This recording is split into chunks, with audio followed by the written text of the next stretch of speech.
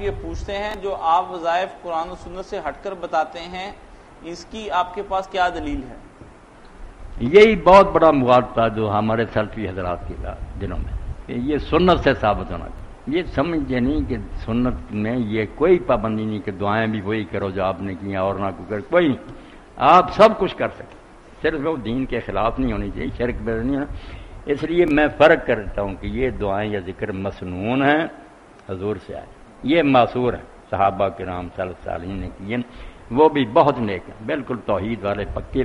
اور یہ علم ہمیں ہاروت اور ماروت دے کر گیا ہے۔ ان کے بارے میں لوگوں نے جھوٹی باتیں بنا لی کہ وہ جادو لے کر آئے تھے، کنویں میں اٹھے، نہ وہ فرشتے تھے، فرشتے غلط علم لے کر آتے، جادو تو کفر ہے۔ وہ یہ پاک علم لے کر آئے تھے جس کو نوری علم کہتے ہیں۔ جادو کا توڑ بیٹا سکھا گیا کہ اگر تم جائز کام کرنا چاہتے ہو تو بجائے کفر شرک کے یہ پاک کر لیں۔ اس لیے جو بچے آ رہے ہیں نا ایسے علم کے، یہ تعویذ کرو، یہ اس کا بقایا جو وہ علم دے گا۔ یہ علم خواص کلمات ہے کہ اس کلمے کی کیا تاثیر ہے، یہ بہت پاکیزہ علم ہے۔ لوگ شرک اور کفر سے بچیں، اس سے اپنے کام چلائیں، اور جو کرے گا اللہ کے فضل سے مراد پائے۔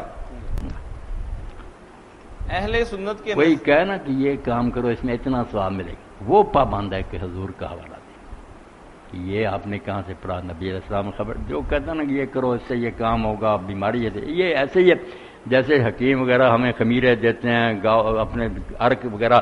اب یہاں کوئی جھگڑا کرے کہ خمیرہ گاؤزمان کھانا کہاں حدیث میں ہے، عرق بھائی نادان ہو، یہ علاج معالجے کی باتیں ہیں۔ جب ذکر اذکار ثواب کے لیے کریں وہ ٹھیک ہے، ثابت ہونے۔ سید علی الحسین